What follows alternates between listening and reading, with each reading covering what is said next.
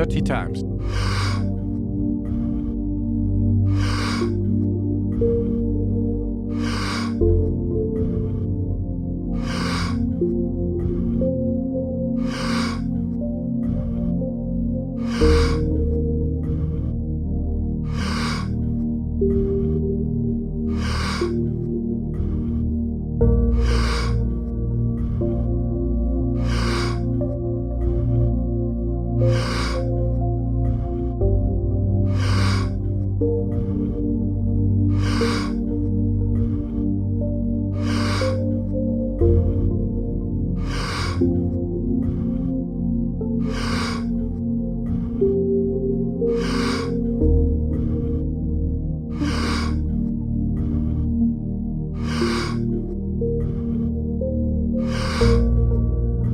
Ten times more.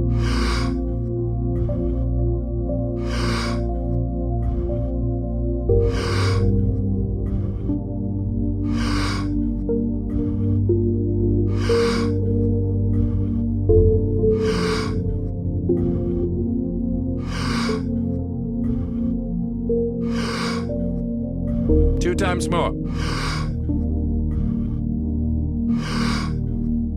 Letting go and stop. And we spike dopamine. Yeah, so, and you've done this. So your example of craving is actually what you crave. You crave the feeling of craving. Is beautiful because what it means is that you don't allow yourself to go so far down the arc of the dopamine trajectory to get to the other source of motivation. So there are two sources of motivation as it relates to dopamine, and then we can think about tools that we could export from these that are nested in neurobiology. The first is to do what you do, which is to be able to sense the craving as its own form of pleasure. This has kind of remnants of Carol Dweck's growth mindset, that you eventually develop a pleasure in the seeking and the striving. Has has flavors of a David Goggins type approach where it seems like he gets pleasure from the friction itself. And so there are elements of that. You seem to have that as well.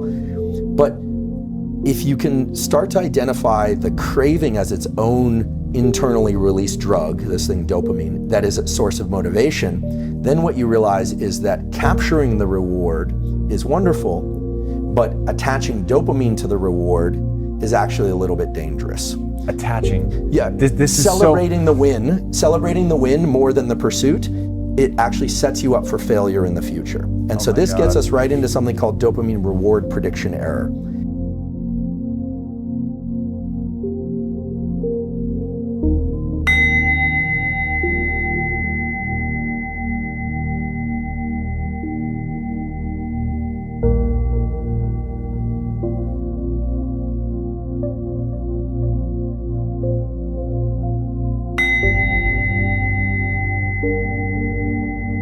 Thirty times.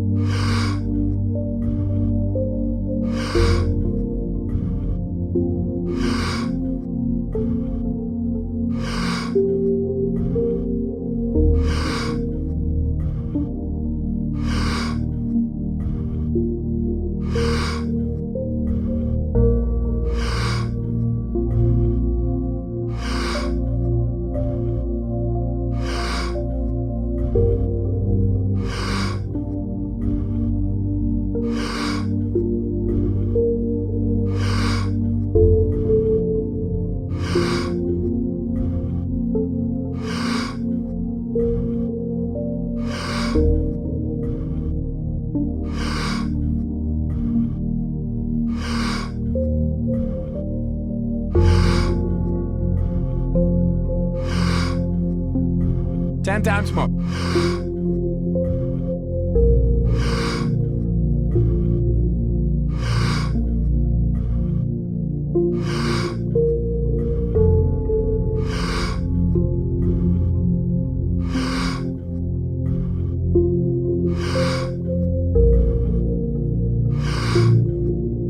Two times more.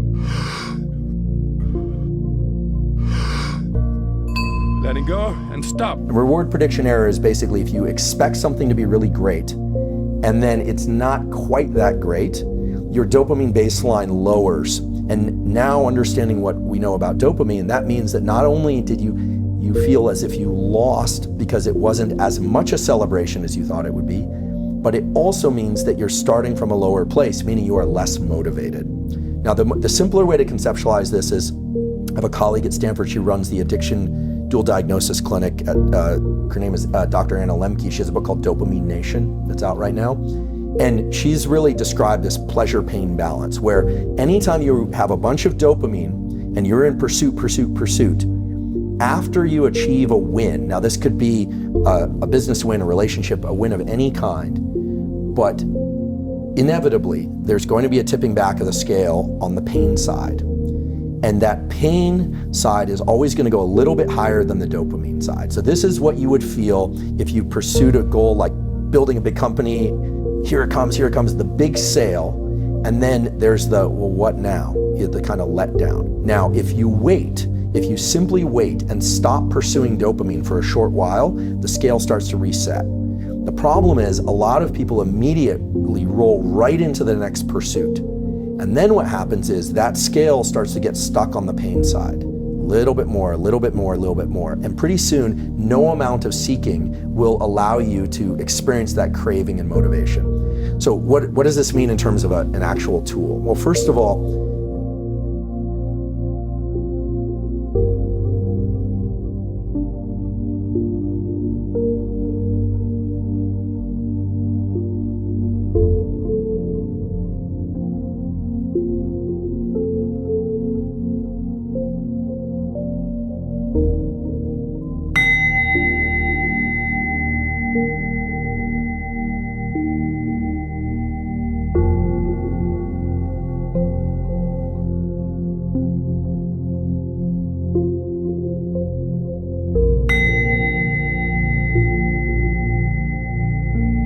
times.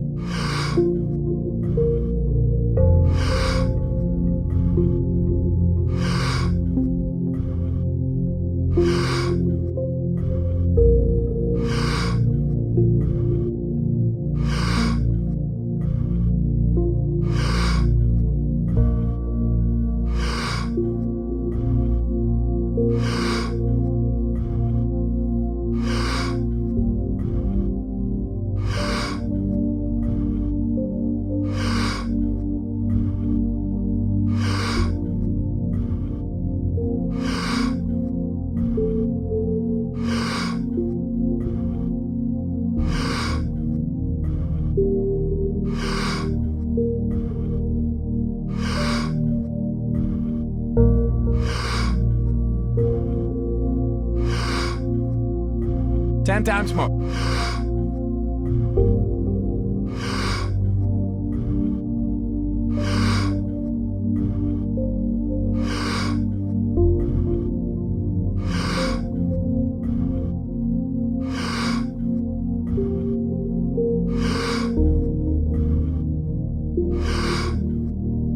Two times more. Letting go and stop. If people can do what you do, they're going to be in a much better position in life. Doesn't matter if it's school, sport, relationship, any domain of life. If you can start to register, that craving and that friction and that desire, that almost kind of low level of agitation, sometimes high level of agitation, that is that I'm trying to impose my will on the world in a benevolent way, we hope. That's dopamine. It's working with its close cousin, which is epinephrine, which is adrenaline. They are very close cousins. In fact, dopamine manufactures epinephrine. A lot of people don't know this, but adrenaline is actually made from the molecule dopamine. Okay, so those two are hanging out together. It's like crave work, crave and work. And then you get the win. And some people allow the big peak in dopamine to be associated with the win. And smart people learn to adjust their celebration internally, right? This is all internal. You could throw the biggest party in the world, but as long as you're kind of laid back and looking at this, not letting yourself get manic crazy, you won't necessarily crash as hard. And pretty soon, your system will reset so that you take the day, you clean up the dishes, you relax, you go, what now? I'm feeling a little low. Well, rather than going out and spiking your dopamine again, just wait. Understand that the scale will reset again. Give yourself a few days where you're gonna feel a little kind of underwhelmed. Things aren't gonna be as interesting. It's gonna be hard to trigger that big release because you just had the peak. Well, If you adjust that, you relax, you understand there's always a little bit of a postpartum depression. We sometimes hear about postpartum depression. That's a clinical thing, but there's always that kind of, today's not as exciting as the previous days. What am I gonna do with my life? But then, if you let it start ratcheting up again, then what you realize is your capacity to tap into dopamine as a motivator, not just seeking dopamine rewards, that is infinite. And I can say with great certainty that this is how you were able to build a big company and sell it, how you've been able to build a successful podcast and sell it, how you're constantly seeking, because seeking is the reward. And I think for most people, we think of the reward as the finish line. And so the key is to get to the finish line, step into the end zone, but no end zone dance. It's just like, yep, and now I'm gonna go do it again. That's really the key. That's the key to doing it over and over.